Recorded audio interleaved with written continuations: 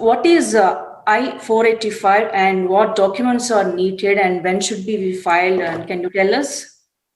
Yes, so this is our third video actually in our series of videos on educating our viewers on the green card process. So Yes. the first video we had was on, the first show was on labor cert, which is the first step. The second show was on I-140, where we discussed how to file an I-140, what documents are needed, what problems can be encountered, and how to resolve them in filing of an I-140. Now, the third step, once the I-140 is approved, and more importantly, once the priority date is available, then you can file something called adjustment of status, which is if you're in the country, which is called a 485, which in the adjustment of status application, the form number is I-485. So that's what I-485 is. And if you're outside the country and your I-140 is approved and the priority date is available, then you file something called an immigrant petition, which is not the topic of our show today, but just to let the viewers know. Yes, Prashanthi Garu, before we move on further information, we have a caller already. Gurucharan Garu, please go on. Yes, sure. Hi, Prashanthi Garu, how are you? Hello, good, thanks. How are you? Happy New Year. I'm calling from Washington, D.C., and I got a question about the H1 extension. My H1 extension was filed last July, and it went to RFP with specialty occupation. This is my first specialty, this is my first ever RFP and specialty occupation RFP. So just to give you brief details about my H1, it's 15112, computer systems analyst with level 4 LCA.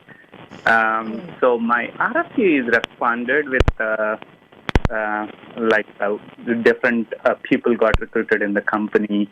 All are having bachelor degree and got third opinion letter. I just sort of asking you, is it pretty common these days to get the RFP for specialty occupation? So unfortunately, when you said you filed a systems analyst, that's why you must have seen me cringing. So because a systems analyst position is bound to get a specialty occupation RFE. So this is one of the positions that we have stopped using, and most attorneys, have stopped using the systems analyst position, because as soon as you use it, it's a trigger for an RFE for specialty occupation. But sometimes you can't avoid using it because I guess if the employer is not flexible with reference to the job title, what is important is the duties anyway, not the title. But we try to avoid that title if possible, and use that, and the use of that SOC code as well. So that we don't get an RFE, because then after getting an RFE, it's difficult to explain. Difficult to overcome that specialty occupation issue, because the main problem is for a systems analyst, what the USCIS says. I'm not saying this is correct or this is actually the law, but what USCIS is saying is they refer to something called the Occupational Outlook Handbook, which is a publication of the Department of Labor. And in that Occupational Outlook Handbook, which is OH for short, if you go online and check, systems analyst position, the educational requirement is bachelor's in computer science or engineering. So the fact that it is not specific, they're saying that engineering is too broad a field and it's not specific to one particular field, therefore it's not a specialty occupation.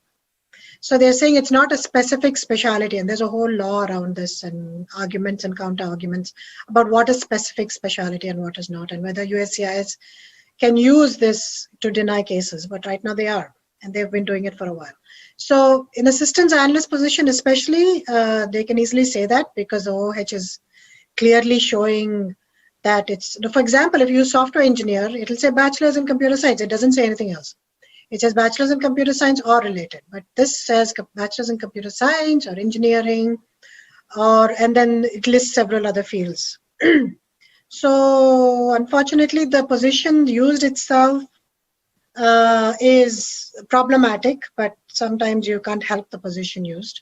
So right now, in order to respond to that RFE, you have to really explain now the duties in great detail, and explain the complexity of duties, and explain in a tabular form, how those duties, why they require a bachelor's in computer science, provided you have a computer science degree. If you don't, that's another, a different issue again.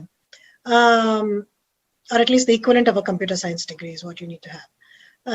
So there are ways of responding to the RFE, and we can talk offline because it's going to take the entire show just to talk about that. But yes, there are ways of still responding to it, but the job title is problematic.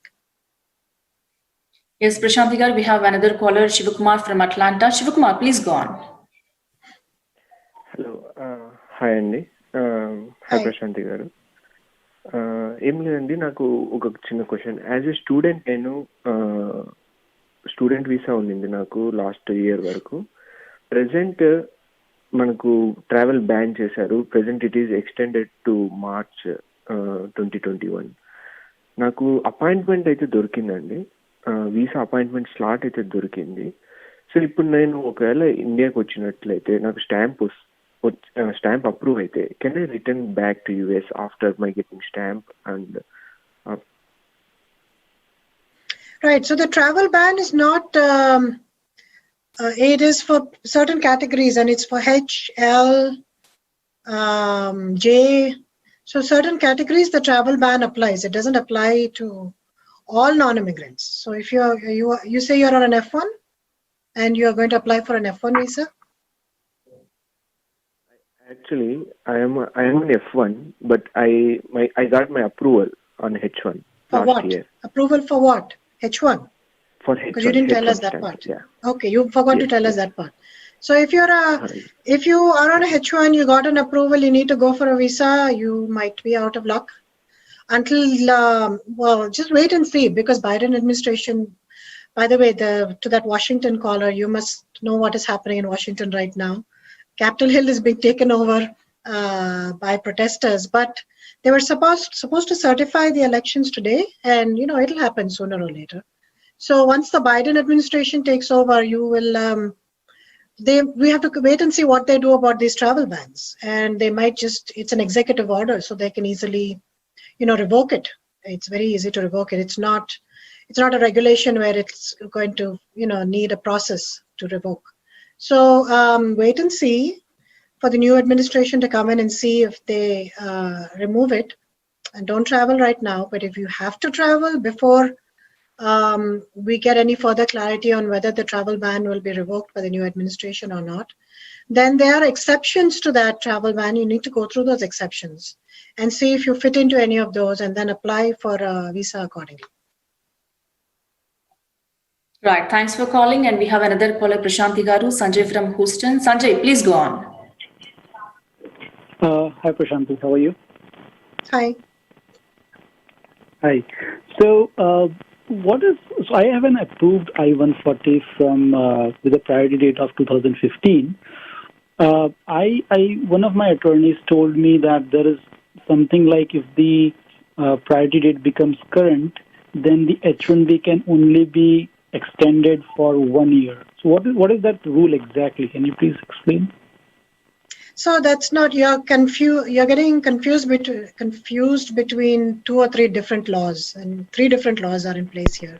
But with reference to the 1 year extension of H1, that is basically if your labor, if your I-140 is not yet approved, but your 6 years on H1 is expiring, then you can still apply for an additional 1 year on your H1 as an extension, provided your labor cert was filed at least more than 365 days ago. And presently, either your labor is pending, or you have not yet filed your I-140, or your I-140 is pending. Provided that you have not exhausted that period within which you have to file a I-140. You know that once the labor is approved, you have only 6 months to file the I-140. After that, the labor expires. So as long as you're within that 6 months, and it's been a year since the date that the labor has been filed, or if you have filed the I-140 and it's pending, then you can get an extension of 1 year. So that's the 1 year extension rule. It's nothing to do with priority date. I mean, the priority date is not available, obviously. Otherwise, you would file the I-140 and the 485. And then you presumably would not have to file, your H1. Yes, thanks for calling. And we have another caller, Prashanthi Garu from New Jersey. Abhishek Verma, please go on. Hi. So my question is, my wife already got her H4 last year. Her biometrics was all done. Now then, this year about in October, we filed for H4 EAD, just an H4 EAD application, not the whole extension thing. And her H4 EAD is expiring on April 6th.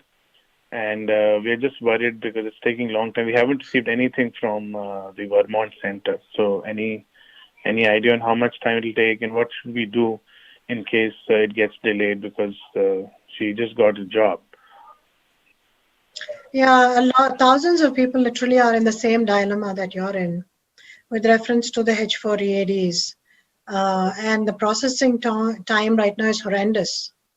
Earlier, if you filed the H1 and H4 and H4 EAD, everything would just get approved at the same time.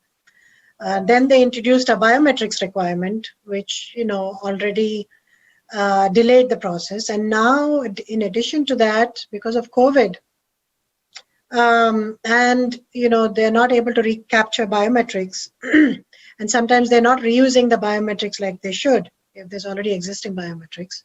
This is further exacerbating the situation and causing delays and loss of job, etc., etc. So a lot of people are actually, where USCIS is concerned, there's not much you can do other than emailing and writing to them and informing them as to what is your, why you're requesting an expedite process and what is the urgency. Now, everybody has the same urgency that you have with reference to job.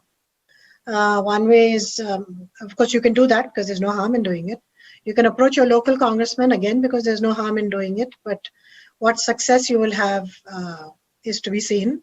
But the best way to ensure that they look at your H4 EAD or your spouse's H4 EAD is pretty much if it is beyond the processing time, then if it's like been 6 months or so since you filed and you still haven't received anything, then file a mandamus petition in district court, forcing them thereby to, look at your case.